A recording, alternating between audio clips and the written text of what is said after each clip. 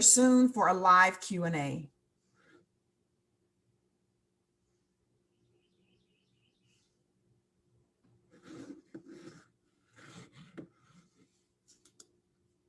Thank you. Before I get started, I would like to announce the CEU code for those who are seeking CEUs.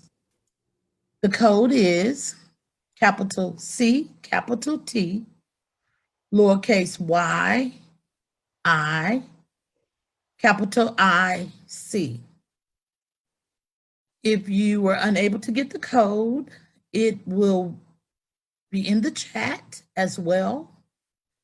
And it will also be in the PowerPoint that is to follow. Okay? All right, let's get started. My name is Kathy Swain. I am a recovery support peer specialist at Integra Care. And I just need to say that I love what I do. I have been in recovery from substance abuse for over 20 years. It has been a journey to get to where I am today. And I'm truly blessed to be here to share my journey with you all. Let's see, I started using drugs at an early age via peer pressure. My first drug of choice was cigarettes. I used to light my parents' cigarettes on the stove, and that's where my first the first euphoria of a mind-altering, mood-changing substance, I should say, caught my attention. It did something for me.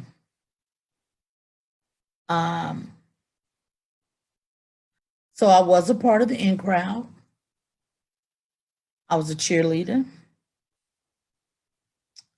I was in the drill team. And I had all the privileges that high school has to offer. When I graduated from high school, things were going great.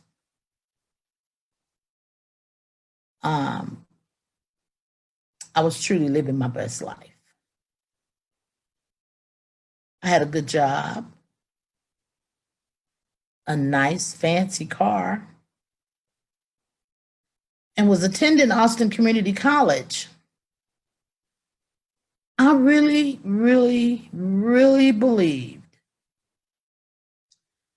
that I was well on my way to a life full of success. All while I continued to use drugs. My using consisted of marijuana, methamphetamines, cocaine, mainly. Yeah. By the time I hit my mid-20s, I had quit school.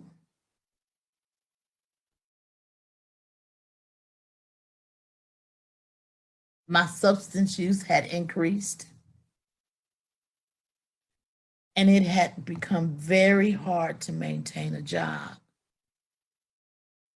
At that time, I never really had a problem getting a job. At this point, it had become very hard to maintain one. I remember so many times staying up all night long and having to go to work. And I also remember one time I had gotten a job and I was working as a microfilm clerk or something to that sort. And I remember sitting there and literally falling asleep in the chair. And it was so funny. Oh, wow. It's funny now. It wasn't funny then because I lost my job. But I had been up all night long. And I went to work the next morning, and we had to sit in these chairs, and I can't even remember like what we were doing. I know whatever it was like all manually. And I guess in between manually doing the job, I went to sleep. And I remember waking up and looking to my right, and the it was an older lady, and she was looking at me like real funny, and I was looking at her like what? What, you know? Well, I had been asleep like right there. And so I think I made it through that day. But I need to tell y'all, the next morning when I got to work, they let me go. And that was the last good job, I should say, that I had for a long period of time. Yeah. But I tell you, it was unbeknown to me that my life was just about to spiral out of control. Yeah. At that time, I became, I was just not interested in working at all. And I became more fascinated in getting high. Yeah. From that point on, my life shrank. It shrank to finding ways and means to get high, to keep my high. It became my world. It became the most important thing about my day. Any time of the day, any day. It didn't matter. You know, I would wake up, and whatever it was that I had to do that day, drugs definitely was a part of was the major, the most important part of what I needed to do that day. You know, I needed to get with the dope man. I needed to already have it, or whatever, however. But yeah, it became one of the most important things that that was on my mind. Period. You know, finding ways and means to get high. My life went from hopes and dreams to living according to the streets. I began to associate with individuals like who was robbing, stealing, conning, and even prostituting themselves. And I want to make one thing clear. I want you guys to absolutely don't get it twisted, that I also participated in some of those behaviors. When I take the time, when I would take the time during those times to reflect on where I had come from and where I was at that point, it really broke my heart. It really broke my heart to see myself in the light in which I was living. And I used to say to myself, and this is the truth, I used to say to myself, you know, you come from a good home. Both of my parents were successful.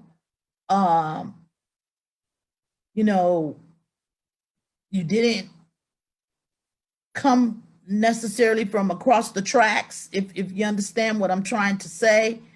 Um, but you're now living in across the tracks. You are desiring what is across the track. You are participating. You are indulging in. You are an active member of what's going on across the tracks. You know, um,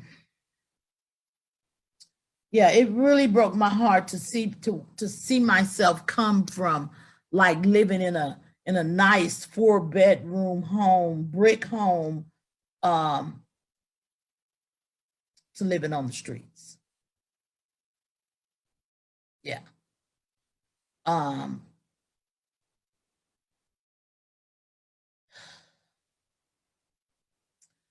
you know, what I can say is that using is it's progressive. The more you use, the more you become addicted to the drug use, and the more you're unable to like let it go. And so, you know, the disease just progressed, and I continued to use more and more and more and more and more until my life had just shrank down to just using. I didn't want to work. Um, I didn't want to be a member of society of working individuals. I wanted to get up. I wanted to get high, and I wanted to live the life of a using addict, I guess I should say. You know, at some point, like it just became to that. And it was at that point,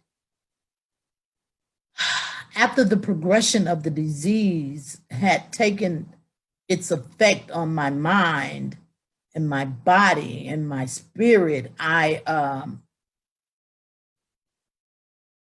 just I just didn't I just didn't have a way out. And I didn't know of a way out. And you know, there was times when I thought that this was going to be my life. I remember at the age of 36, I became pregnant. I was addicted to the drugs.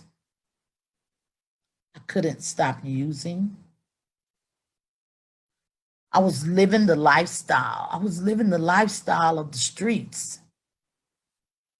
And I desperately, oh my God, I desperately needed help from the life that I had created for myself. And I remember my mom, and I need to say that she was definitely the apple of my eye. I adored her. She was a successful lady. She was a very independent woman. She was a strong woman, and she was the glue. She was the glue that held our family together. And I remember when she got sick, and her sickness, she had an aneurysm, and I remember when she had her first aneurysm, and I was using, but you know, when she came home, she was never the same. And then a few months later, she had another aneurysm, and and then that left her paralyzed completely, and she was unable to talk to me. Period. And I just remember that crushing my world. Um, and the only thing that I knew to do to ease the pain of losing her at that moment was to use more drugs. And from that point on, for like another 3 years, I just used drugs. I just used and I just used. And I used those drugs to not have to think about where she was, which at that time she was in a nursing home. And I used to not have to feel the pain of losing her and not actually having her being a part of my life. That was very devastating. That was a very devastating event for me. And so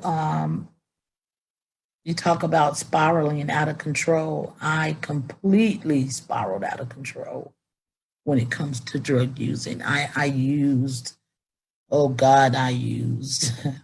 I'm just saying, yeah.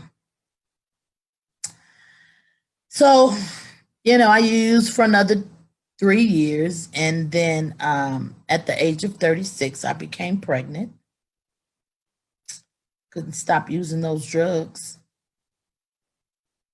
Couldn't stop. At this time, the addiction had progressed so much to where I just couldn't stop using. On August the 11th of 2000, being 6 months pregnant, I threw my hands up. I threw my hands up and I surrendered to a power that was definitely greater than I was. I said, God, help me. Help me. I no longer want to live this type of life. 2 weeks later, I was in treatment. And it was amazing.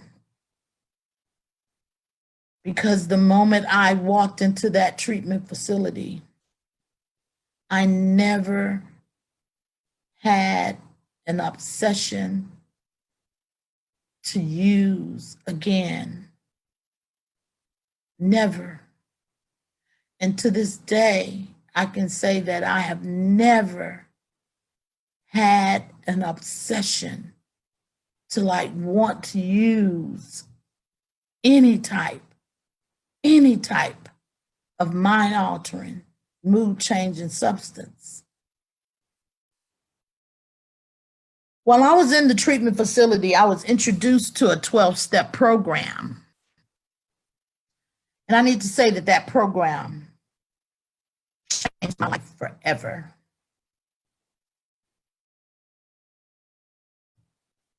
It did. Oh my, I tell you. It was then that my perspective about life got real. As a little girl, when asked, what do you want to do? What do you want to be when you grow up?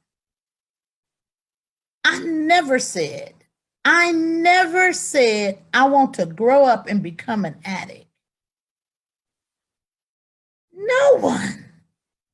No one chooses to be an addict. We suffer from the disease of addiction. But not everyone is an addict. It is a disease. And those who suffer from this disease suffers from obsessive and compulsive behaviors. We can't get enough. It's never enough. Nothing is ever enough for us. It is a chronic disease of the brain, which is an incurable disease of mind, body, and spirit. And through scientific research, it has become known to be to also be hereditary. It can run in your genes.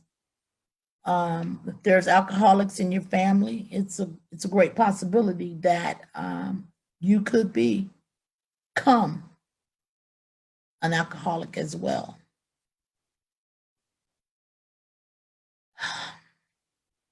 After being introduced to the 12-step program, I got a sponsor and I began working the steps with a pen, paper, and a dictionary. I learned about the disease of addiction, how it affects me mentally, emotionally, spiritually, and physically. I began to take a look at some of the traumatic experiences which I encountered growing up. Like at the age of 6, when my mother married my stepfather. Oh man, I was informed that I could no longer call him by his name. I remember my mother and my stepfather calling me and my sister into the room, into the living area, and informing us both that from that point forward, we were to call him daddy, and we were no longer to call him by his name. I know I was devastated because, first of all, I didn't even know him like that. I didn't know him like that. And I didn't really trust him like that. I mean, that was her husband. He wasn't my daddy, but we were forced, you know, we were forced to call him daddy. And I,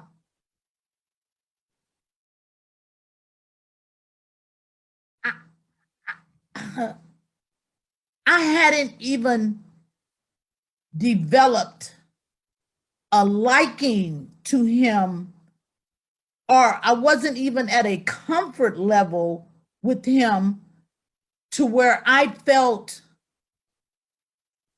comfortable enough to like even want to call him daddy. I felt like it took my power of choice away. Um, you know, he also gave me and my sisters some nicknames. And the nicknames were Smut and Jeff. Okay. Who does that to little girls? I hated it. And he would call out to us, Smut and Jeff, come here. And it would just eat me up every time I would hear that. I'd be like, that's not my name. My name ain't no Smut nor Jeff, okay?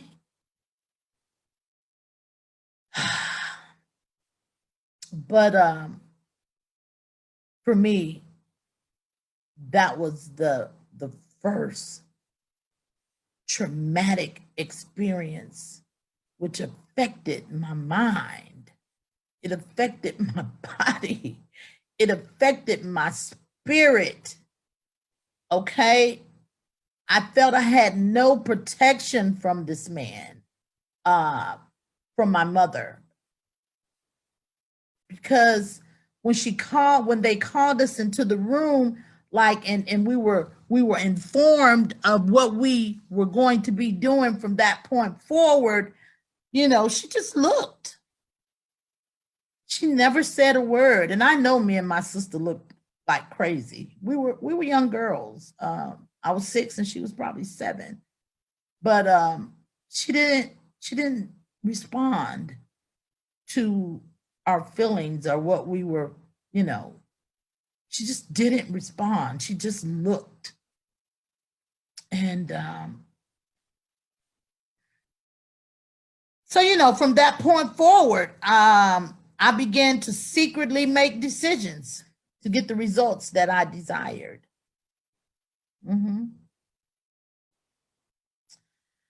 Now, I do want to let it be known that he was a great provider. He and my mother both had successful careers.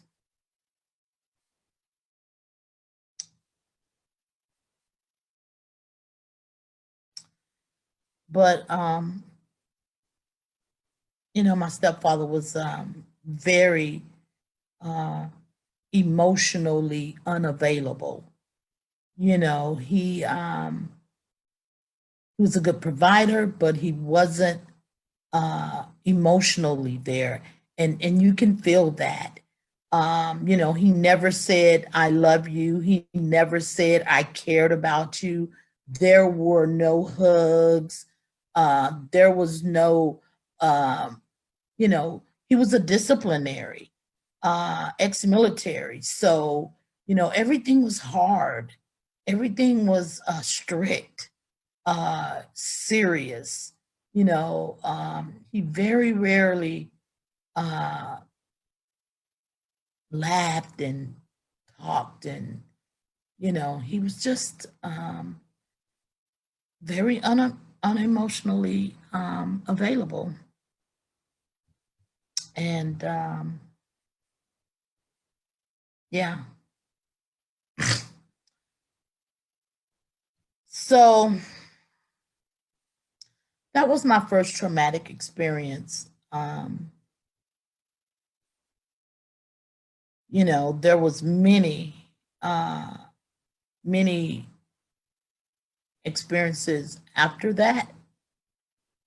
I could just go on and on, one after another after another. I've gone through. I'm a survivor of what they would call domestic violence. I've had some injuries.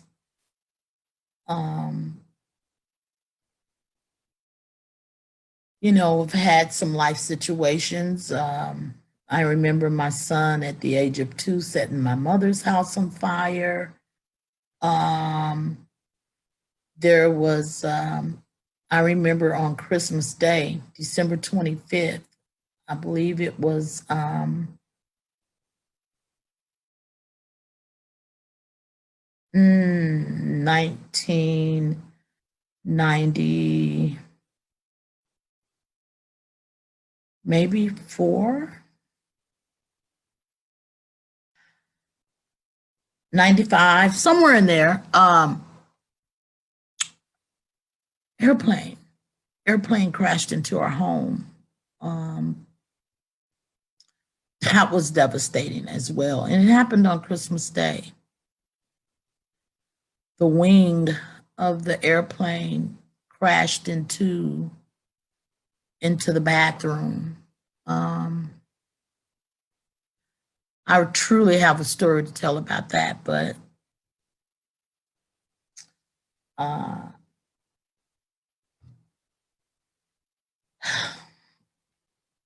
guess I'll tell the story. When I was using, after my mom had gotten sick, my mother, my grandmother, my sister, and our kids, we all lived together in a like a 2-bedroom duplex. So because there were so many of us in the duplex, At night, I would stay up all night long, getting high, of course, and I would do that in the bathroom, and and so I did that every night, and then I would get my son ready for school the next day, and then I would go home and I would lay down and go to sleep. Well, December 25th, uh, I just so happened to be locked up that day. And the jailer came and called me out and wanted to inform me that an airplane had crashed into our home, but no one had been hurt. And just as the jailer told me that, I turned around and I looked on the TV, and there it was.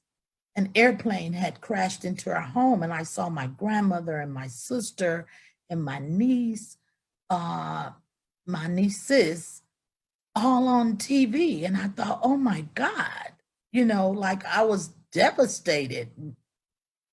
And as I started to reflect on that incident,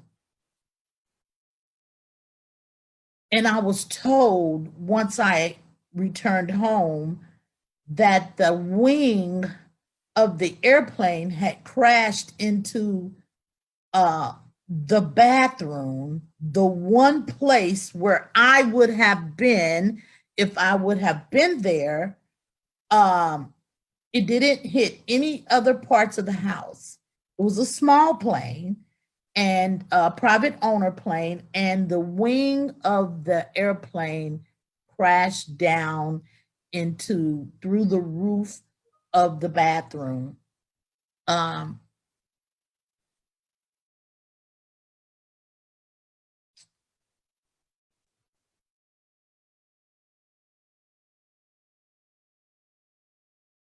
Anyway,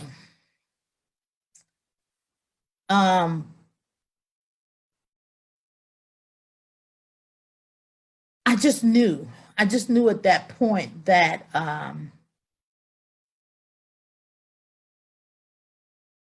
that God had saved me and that He had saved me for a reason.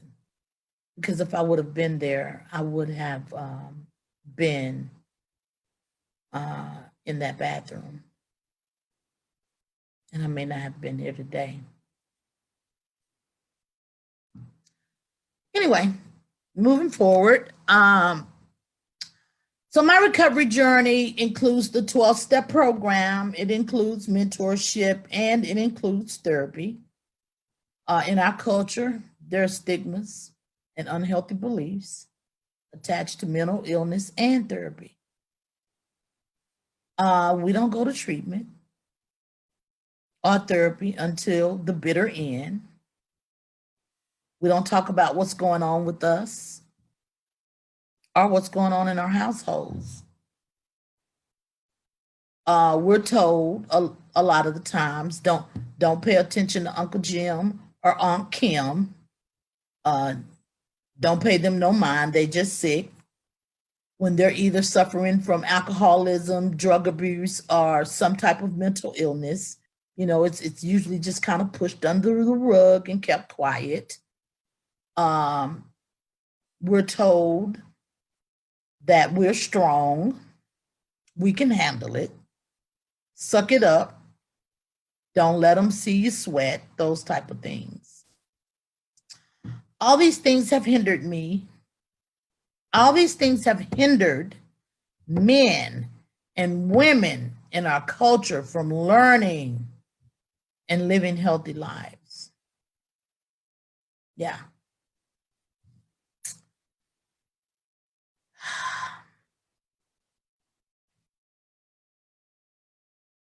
Well, as an African American woman, I went against the stigma related to treatment and to therapy. I found a wealth of knowledge about coping skills, about patterns and behaviors, And most importantly, by applying the spiritual principles of the 12 steps and therapy, I have embarked upon solutions and enormous opportunities, which has afforded me to go back to school to obtain a Bachelor of Arts degree in psychology. I recently completed my application in applying to pursue a master's degree in social work. I've been able to pursue my passion. I've been able to pursue my passion of working with others. I love working with others. I love being supportive. I love just helping anyone change their life, helping them to navigate, to learn new healthy ways of living, to be able to understand themselves better so that they can make better decisions. All those things are some of the things that I had to do in order to get where I am today.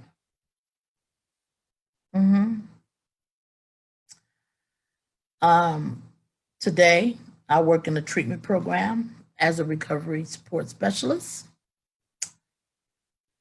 I want to acknowledge all peer support staff, because what we do is very challenging.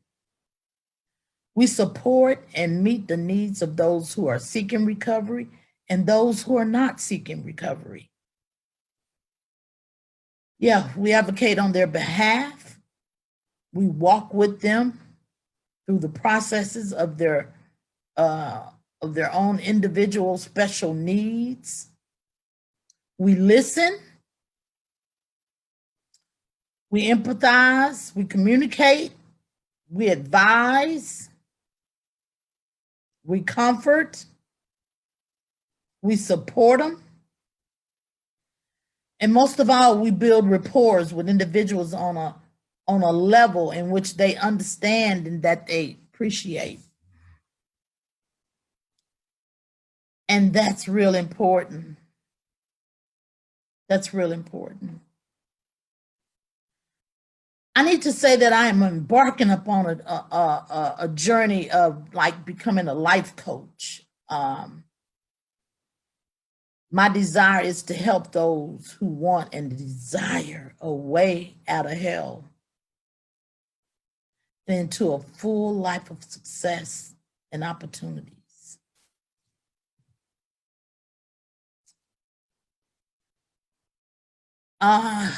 What I have to say now is, as life go on, more will be revealed. And I just want to thank you.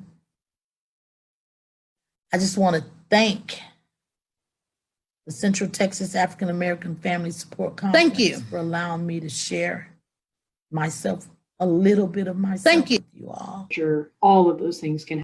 And I'm very honored to have shared some of my story. Thank you. So thank you so much for joining us today. I just, I'm so grateful to be have the opportunity to participate. We are so grateful to Kathy for presenting, sharing her story with us, talking about her own recovery, and being brave and willing to share that in the community that she lives in. So I just wanted to take a few minutes just to wrap up on a few items to be sure to highlight some information that Kathy actually covered in her presentation as she was talking. And so I just want to provide you with those details. And I am going to share a PowerPoint with you to kind of hit some of those so that you'll have that and leave that with you for the day. So first and foremost, as you will see here, we want to be sure for those of you who are seeking CEUs that you get this code. And so you're going to want to write that down because you will need that to submit to be able to get that from today's presentation. And don't fret, I will show it again at the end, kind of as we move forward for that. So the first thing that I want to talk about is just about the disease of addiction and really emphasize that it is in fact a disease. It is a disease of the brain. The same way that diabetes is a disease of the pancreas or heart disease is one of the heart. Addiction is a disease of the brain. And what we know is from research, it shows us that very particular point in the brain is actually activated. When someone develops an addiction, the brain craves the reward of that substance. It causes an over and over again reaction. There's an intense stimulation of that brain's reward system. And then basically what we have is there's this unlocking of a host of euphoric feelings and strange behavioral traits that a person would begin to exhibit. Some people might even compare it much like a runner who describes experiencing that runner's high every time they run, or a chocolate lover who talks about that feeling that they get after they've consumed it, or if you have favorites, I'm a Lindor chocolate fan myself, and the feeling and the taste of that chocolate, there is certainly some activation that goes on in my reward system in my brain when I have that. Or maybe just another might be someone who skydives, and they will talk about that adrenaline rush. So all of these things are just examples of that same area of the brain that we know addiction lives within and can be activated from individual to individual based on substances that they put in their bodies. Another thing that we know is that individuals actually have risk factors for addiction. And particularly 3 of those that you'll see here are genetics. And so what we know is just merely being born to a family who have struggles of their own of addiction. So perhaps a mother or perhaps a father, and then they have children. There is a possibility that just the genetics of that have a higher risk. We also know very specifically the National Institute of Drug Addiction indicates that you actually have a 60% greater risk of becoming addicted if you have addiction in your family. And so sometimes what we would say is like, that's in your family. So that doesn't even have to be your parents. It may be your grandparents. It may be somewhere within the line. We just know that there's an increased risk. We also know, just briefly, an environment. So where an individual grows up, where they live, can be a risk factor for someone. Even just societal norms or education level can be a part of that.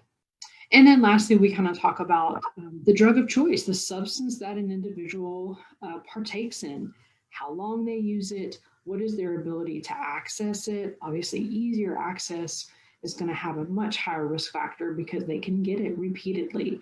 So those are just some things we want to be sure to kind of highlight just overall as risk factors for the disease of addiction. And one of the things that I would also like to say is as far as addiction, what we know from statistics, 23 million people need treatment for substance use, and only about 10% actually receive that treatment they need. And certainly we could go into and talk about like, why is that? There's many factors that will indicate that. If we think about everything from culture to societal norms, what's acceptable, things of that nature, all of those things can have impact where a person lives, their financial status, et cetera, et cetera. So All right, so the next slide, I want to just touch base. I know that, Kathy mentioned throughout her story trauma, and it is very prevalent for individuals to experience trauma. And what we know is that there is a link between trauma and during a person's life and having a substance use disorder. And so, as you can see here, this one breaks it down for 60% of men, which is higher actually than women, will experience at least one traumatic event in their lifetime. I would so much as say, on some level, there's not anyone that I haven't met at this point, because we are in the middle of a pandemic, that have experienced some kind of traumatic experience, even in just the last several months. Lives have changed, families have changed, what life looked like, and all of those can be very traumatic. And so what we know is people experience trauma very differently. One experience for an individual may not seem as traumatic to another, but certainly all of us at some point in our lives have experienced that. And we especially know if individuals experience trauma during childhood, it's an even greater risk of substance use disorders in the future. What we also know is that trauma and substance use disorders and mental health illnesses all intersect. Statistics, as you can see here, 60% of men and 50% of women will experience at least one traumatic event in their life. I would bear to say that all of us will likely experience a traumatic in our lifetime. All right, starting back on the trauma slide.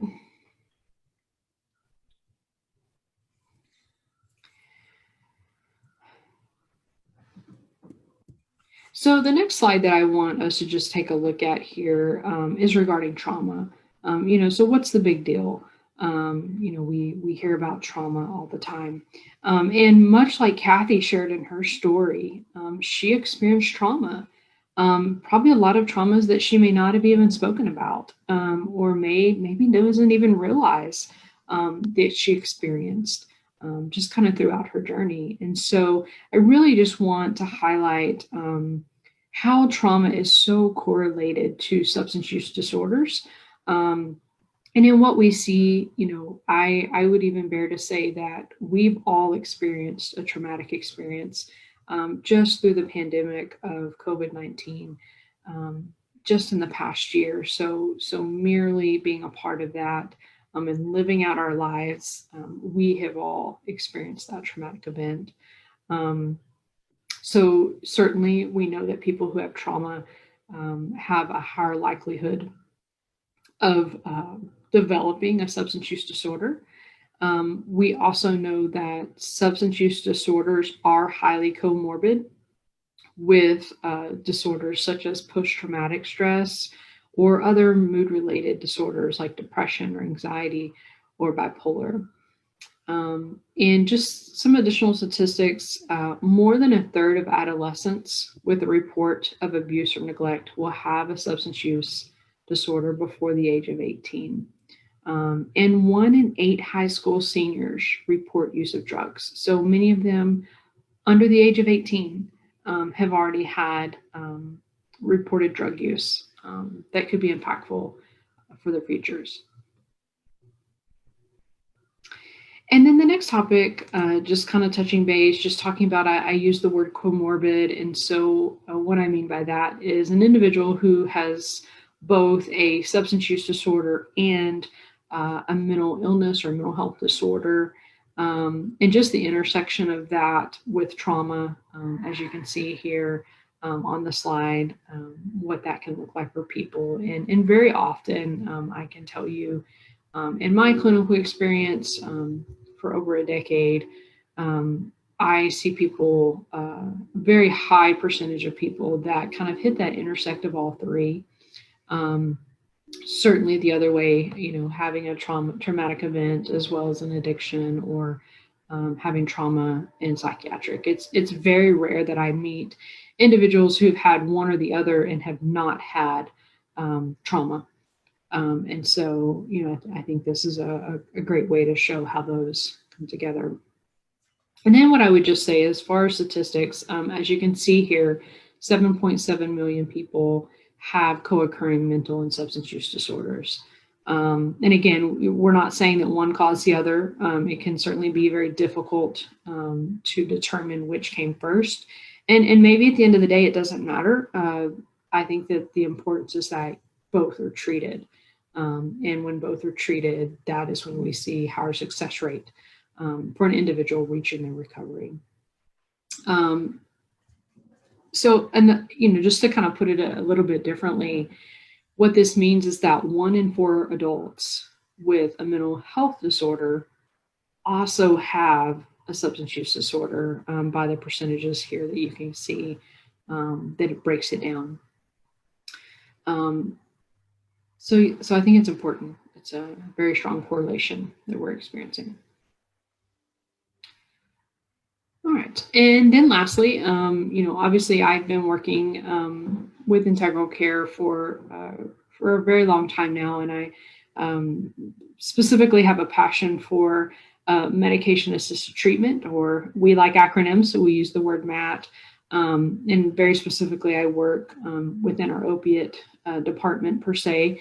And what that means is that we are providing treatment that would allow an individual maintenance, so remaining on a medication for some extended period of time, and also programs that are more around maybe an individual just wants to detox. And when we say detox, they want to stop feeling so sick. They want withdrawal symptoms to cease. And so what we know is there are medications that are approved out there to be able to provide that, and have lots of history and statistics of being successful. So very specifically, we use methadone or buprenorphine. There is also another medication called naltrexone that does exist, and other programs may be able to offer that as part of their programming. And specifically with us, we also use counseling. So we provide individual one-on-one counseling. We also provide groups, support groups, peer support or peer-led groups that we make available, because our intent is to treat the whole person, and to treat everything that person needs and what's going on with them. And so just one other thing I wanted to share, because I do have a passion for opiate use and the treatment that exists for it, is, the opiate epidemic. So just some of the statistics around that. And so, I would really highlight here, 130 plus people are dying every day from opiate-related drug overdoses. And so we really want to be sure that people understand the risk and the severity that is occurring. As you see here, 2 million people had an opiate use disorder in 2018. And so if we think about some of the numbers I said earlier, if 7.7 million people have a substance use disorder and 2 million of them specifically had an opiate use disorder, that means 1 in 4 of individuals have very specifically an opiate disorder, to kind of break it down in context. And so it is a very real problem. It is a very real problem in our community, and we want to be accessible. So certainly Integral Care's helpline information is here. You can always give us a call or text to talk more about what other treatment services and types that we have available internally to provide. And lastly, I really just wanted to highlight and say, and I know that Kathy hit on this point during her presentation as well, recovery is possible. Recovery will look different for every individual, just like an individual who has diabetes their journey in treating that, their treatment plan, as we might say, will look different based on many factors, the circumstances, the person's health. There's so many things that go into play. And so a person who is seeking recovery, that's going to look very different as well. And sometimes people want a different picture than what we may say is recovery. And so we want to be very open to that and be available just to support that person along the way. And we certainly know peer support recovery has certainly lended to that. And that is where Kathy has really been able to enhance our programming and provide those services to our clients. And we're very thankful for that. So again, thank you so much for joining us today. We hope that you have gained some knowledge or learned something new, or at least been inspired, and certainly know that we are all in this fight together, and we will get through it. Thank you.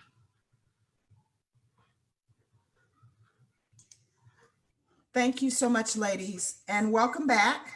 So now we're going to start our Q&A session, and we're going to do our best to answer as many of the questions that come across and as many as possible during the time that we have left. If you'd like to speak, you can raise a virtual hand in your Hoover app, and you will also be muted so you can share. Remember to put any questions for our presenters in the Q&A. And now help me welcome Kathy Swain and Brandee Brown. So our first question. And guys, this is our first session out of the box. So you be patient with us and we'll be patient with you. But so far, Hoover's doing nice. It's looking good. Questions? Okay, we have one question starting. We got lots of different platforms we're fielding these off of, so thank you for your patience. So first question is for Kathy. Kathy, what was the motivating factor and the thing that you felt like made the difference in changing and you deciding to stop your usage? You talked a little bit about that, but what would you say is that key thing that changed your life? Definitely being pregnant and not wanting to bring a child into this world that was actually addicted to a substance, and homelessness. You know, me and my family had gone from one home to another. And anyway, long story short, I found myself being homeless. And I couldn't fathom living on the streets. I just couldn't. And it was a turning point for me. I knew then that something had to be done, something different. It was time. Yeah. Thank you for that. Mm-hmm. Trying to see, and hopefully our Muna, our chat champion, will help also with us in terms of the questions.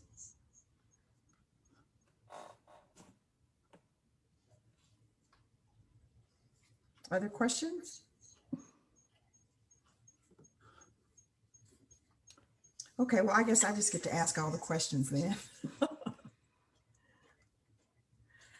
How do you feel like your current job and the role that you're in as a peer specialist, what is your greatest joy in doing that work? You know, actually working directly with our clients, you know, when the light comes on, you know, when I'm working with those clients, and, you know, not all the time they're in a place to hear, you know, the message, but when the light comes on, you know, even if it's just for a split second, when the light comes on and in our spirits and our hearts touch, you know, and I know that like I've gotten through a place within their minds and within their spirit that they could hear me on a whole new level. That's so rewarding. Yeah, that's the joy And from there, I try to keep it moving, but yeah, it's that breaking point when you know that they've heard something that enlightens their day. Yeah. Brandee, thank you so much, Kathy. Brandee, would you like to add something to that as well?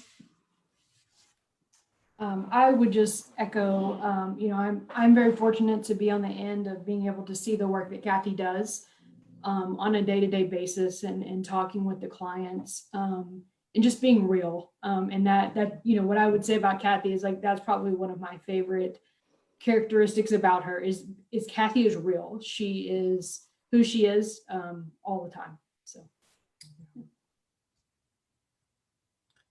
So you mentioned a little bit about trauma and how trauma can really impact a person's wellness as well as their ability to be well and to recover. How would you say, or would you say a little bit about the importance again of trauma and addressing that trauma in order to move forward and heal?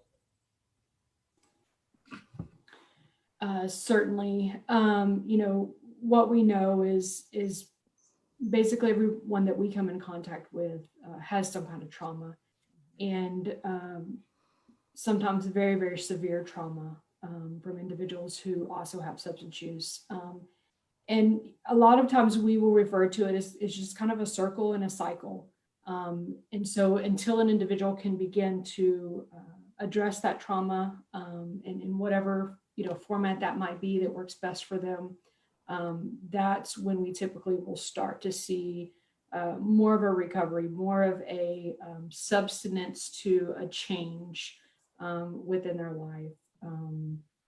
So I don't know if that necessarily answers your question, but certainly it is so important for people to address their trauma as best they can.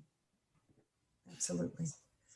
So we had a question from one of our participants for Kathy that says, did your parents ever talk about drugs with you and during your younger years? And if this influenced anything for you? A lot of us went through that, say no to drugs and all that growing up. No, no, honestly, like it was something silent over there. Like, I don't remember my parents ever like sitting us down and giving us any information about, okay, about the family or about you may encounter, no, nothing. Like, even using drugs was new to me. It's like, oh, what is this? So no, I didn't get that. I think that's part of it doesn't happen here. That's not a part of what we do and who we are. But we all know in our families that it was taking place, that drug use was taking place at a minimum. Peers and our cousins were drinking or smoking or doing things. But our parents, it was those things that were kept secret or brushed under the rug, right? Alcoholism ran rampant in my family. And I didn't really know. They never talked about it. It was just, I had a lot of uncles and they drink and they would get drunk and they would fight and stuff. But, it was never talked about. Yeah. It was just kind of pushed under the rug. Let's get by this and move on. Mm-hmm. Or even normalized. I think back then I just remember growing up that we didn't consider alcohol to be a drug, that it was, oh, that person just drank, or that's just a beer. But alcoholism and the whole understanding, at least from my perspective, we didn't consider alcohol to be a drug. True. Yeah. But alcohol is a drug. Yeah. It was just normal. That's what guys do and people do after they get off work and they've had a hard day and they're tired. You come and pop open a beer, So I think our perspective, and as time progresses, we've become more aware and educated about how alcohol is a drug. And so our perspective about it is different than it was back when we was growing up. I would say late 60s and 70s, right? So, right. Yeah, absolutely. We have another question or a comment, and that is, Kathy, I applaud you for being such a resilient woman of God. I'm so glad you saw that God had greater for you and allowed your mess to be used as your message for others. Yes. Question is, what would be your message to help the homeless population or people experiencing homelessness? Well, I believe the first thing that we have to address is the issue of the mental illness and the substance use, because that to me is the key to beginning a road, or starting a new journey. That to me is just the key. We have to address the issue. I know that if it wasn't for the mental illness that they're suffering, or the substance use, whatever it is, the combination of both, no one chooses to be homeless. Like, that's just not a choice. It, there's nothing normal about that. So there's something definitely more going on there, and that's what we have to address. We have to address the issue of what is going on that even have this person thinking like this is okay. Yeah. You know what I'm saying? Yeah. Make any sense? No, that makes a lot of sense. And I remember something that you said that really resonated with me. And that was when you were a little girl, you didn't sit around thinking, when I grow up, I want to have addiction issues, or I want to have substance use challenges, or I want to be Right. homeless. That's not something that is Mhm. considered one of those dreams that we aspire to have as an Right. adult. Yeah. We have a question. Okay. So a question is, I am the alternate district committee member of Alcoholic Anonymous. I would like to ask, who can I collaborate with to follow up and help the community?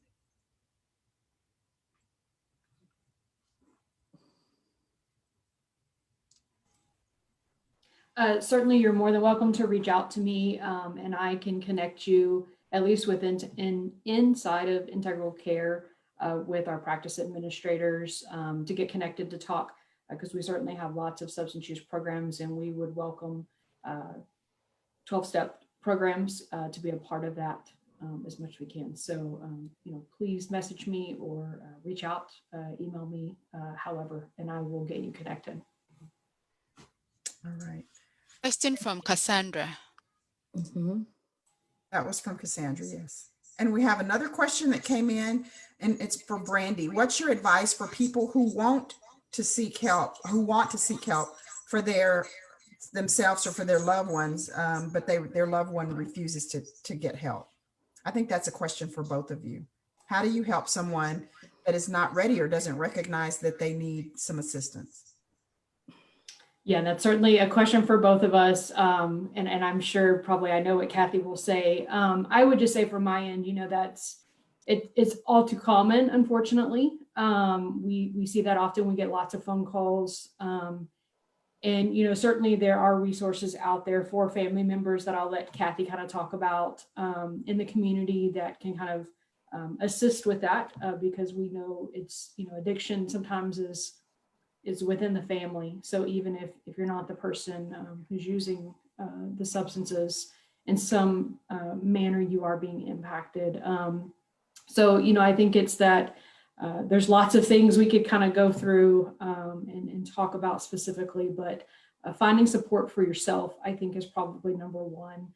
Taking care of you and managing the feelings and the things that are coming up for that. So, and I'll let Kathy kind of speak more. Well, for the individual who's actually asking the question, definitely there are Al-Anon support groups out there that I would definitely suggest that you research and become a part of a support group, because they have very, very good insight to these type of questions, and they're very supportive, and they can kind of guide you with like the do's and the don'ts, um, with what we do for as enabling um, um, our companions or whoever, our family members or whatever. For as an individual, the desire has to come from within.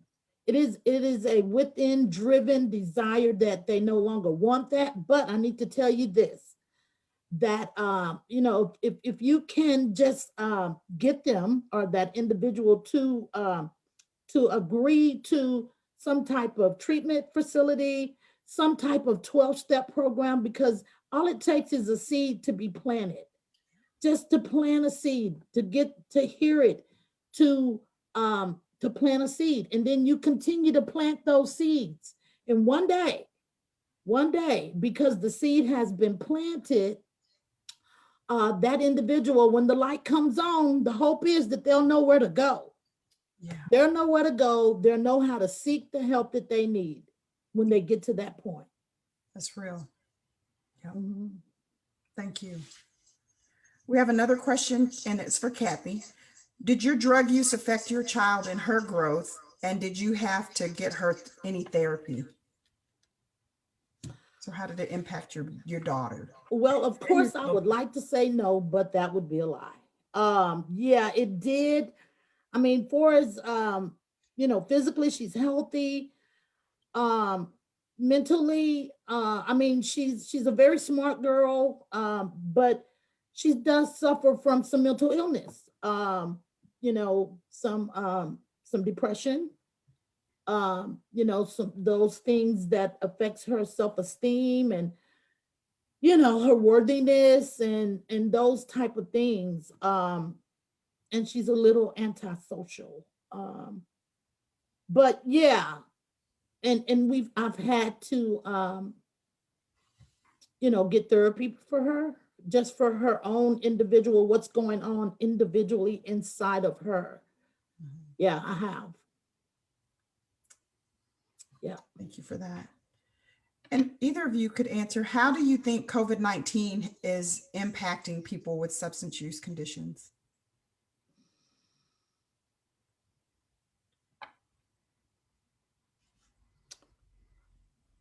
Well, it have got to, okay, it's devastating for us that are not actively using. Well, I mean, it has to be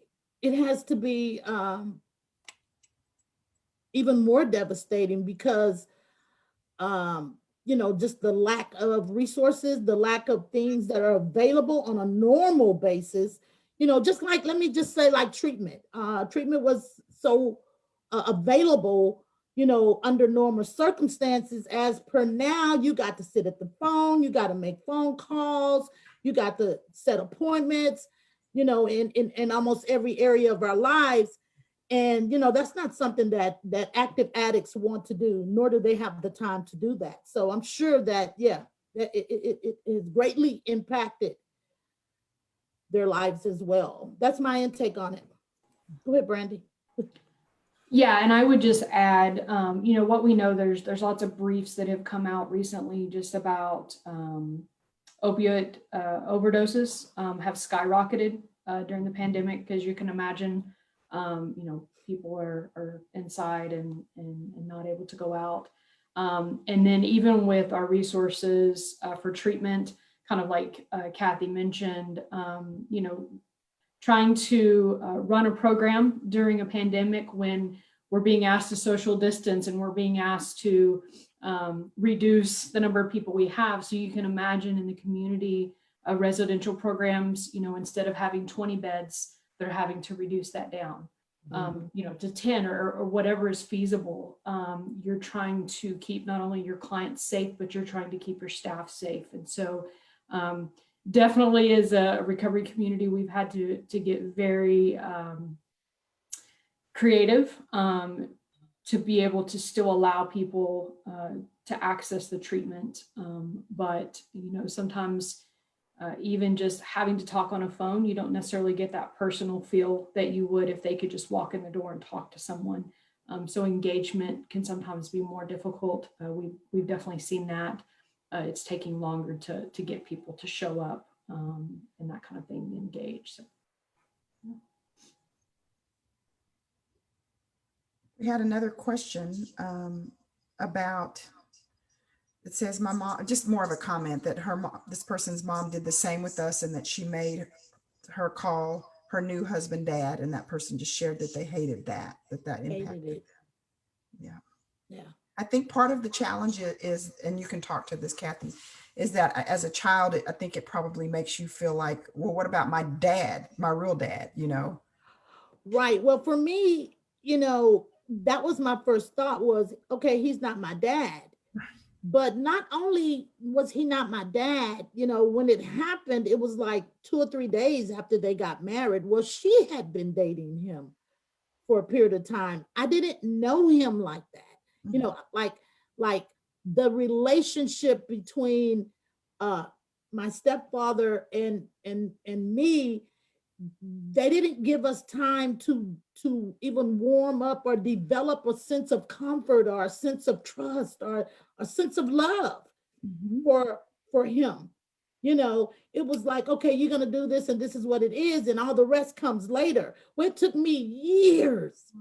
It took me literally from 6 till probably 18 Mhm. that I even began to like, that I had the mental capacity um to relate on a different level and to say, okay, I do love him for the things that he, you know, he took care of us, he did this, he did that. But like I didn't, that barrier stood there for many, many years. And I wasn't able to like get past the fact that I didn't know him. Yeah. I didn't trust him. So that was very emotionally hurtful. And then, you know, and being the man that he was, like we never warmed up because he did it, he was um emotionally unavailable. That wasn't his personality style. Wasn't his personality. Okay. Yes. Yeah. So he So didn't offer you something that he didn't have innately in himself. right. Yeah. So So we had another comment slash question, and it says it sounds very easy, but it is in fact a very hard thing to do. When generation after generation, there's been the same pattern. So how is it possible to break those chains successfully, to overcome their problem and create a different path, not just for you, but for the next generations that will be likely to follow by example? How are you helping your daughter break that chain? And you have other children as well, so we keep referring to your daughter, but and I do. Well, if I had to answer that honestly, what breaks the chain is when one individual can successfully let it go. And what happens is my children, my daughter never saw me actively using, but my son did. But when he can see the the difference in the way that my life was then and the way that my life is now, you know, he gets an opportunity or they get an opportunity to see a whole different world. They get to see mommy in a different light, you know, um, and they get to see me grow in this new light. Um, that's where the breaking of the chains began, you know, and that's the hope that the breaking of the chains will continue. And so I get to do something different now with my children. They get to do something different now with their children. We get to learn and educate as when I wasn't educated. Mhm. So for me, that's the part of breaking the chains and keeping them off. Absolutely. We cannot, we're not, I cannot say that in the generation that there will not be one that will go down that road, but it won't be all of us, okay? That's right. It won't be a whole family full of full of alcoholism, a whole family, you know? Yeah. And which is where I come from. Every last one of my uncles on my mother's side was an alcoholic. Every last one of them. So But you breaking the broke chain. that chain. The breaking of that chain started with you. That's right. Powerful woman, That's powerful. right. You started that breaking that I chain. started in the breaking of the chain. That's Yes. right. And that's absolutely beautiful. And again, I think I'm getting the cue that we're out of time. I think we could keep asking questions and hearing your encouraging story, Kathy. Thank you so much for just being honest and candid, because that's what people need to hear is real talk. They don't need all the sugar-coated sweet stuff. Just tell it like it is. That's what we understand and what we can relate to and resonate with us. So I just want to thank you both, Kathy and Brandee, for sharing your knowledge and your insight with us. And many thanks to all of you that have stayed with us. I've watched our numbers, and it looks like most people have stayed on this call today. So that tells me a lot about the way that you are portraying your life and sharing that so candidly with us today. So I'd like to remind people to please take a few minutes to complete the workshop survey. Let us know what you think about the session, and it also helps us to know what we're doing. Again, be gentle with us with this Hoover thing. I think we did pretty good, ladies. Y'all were the first session out of the box. I think y'all Yeah. knocked it out of the box, so great job. Also, Thank if you're you. seeking CEUs, remember that your forms will be in the survey and the links are in the chat. Those are being put in there again, and thank you, Muna, for doing that. Again, we're signing off, and we want to thank you all. Be safe and stay well. We appreciate you today. Thank you. Bye-bye. Bye. Bye, Vicky. Thank you. Bye-bye. Bye-bye. Thank you. Good job. Oh.